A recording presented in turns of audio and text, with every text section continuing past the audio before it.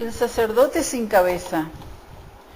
El sacerdote sin cabeza, también conocido como el cura, fraile o padre sin cabeza, es un personaje perteneciente a una leyenda coloquial del folclore latinoamericano, el cual es descrito como el fantasma de un sacerdote sin su cabeza.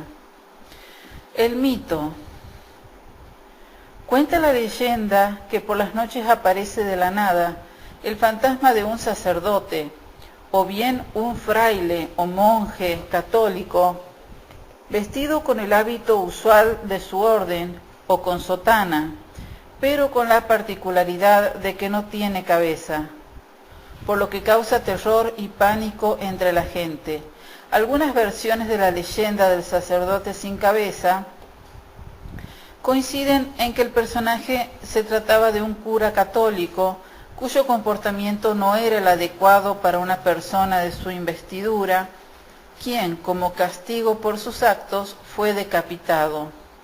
O bien se trataba de un sacerdote que fue injustamente decapitado por sus enemigos, tras lo cual su fantasma se aparece deambulando por las noches, ya sea por las calles o en ermitas, iglesias y otros recintos religiosos, buscando desolado su cabeza, espantando a los pecadores o como mudo testigo que reclama justicia por su muerte.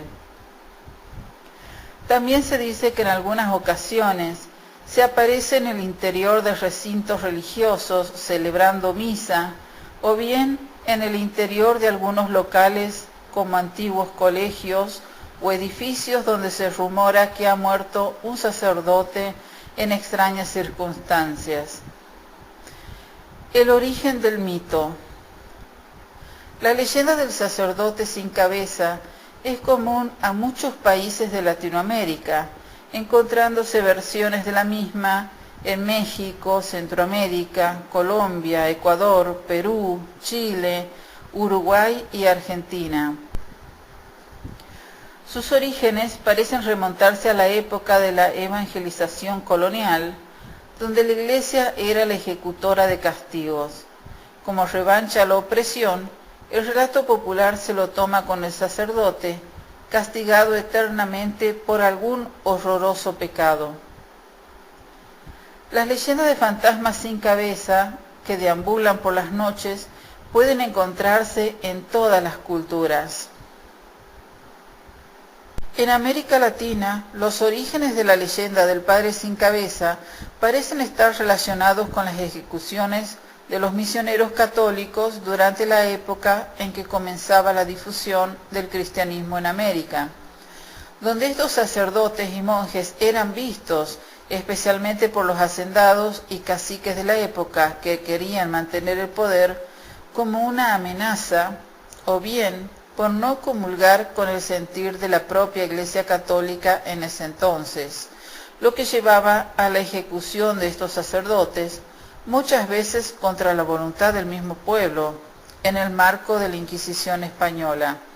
Tal es el caso, por ejemplo, del asesinato de Fray Antonio de Valdivieso, sacerdote dominico y uno de los defensores de los derechos de los indígenas durante la colonización española de América, quien fuese asesinado a puñaladas en 1549 en León, Nicaragua.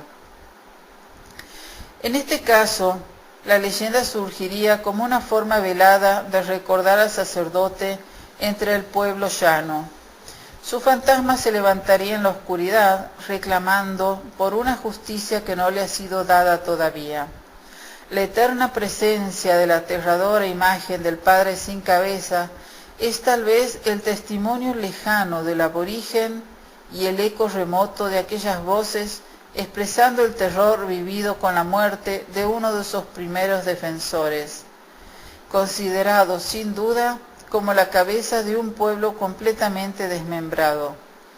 Parece que la comunidad aborigen, que por tanto tiempo permaneció acéfala, desarticulada, trastornada y sin esperanza, guardó horrorizada el recuerdo de un verdadero guía en toda su dimensión y creó el mito del padre sin cabeza a partir de la analogía basada en su propia visión de la realidad.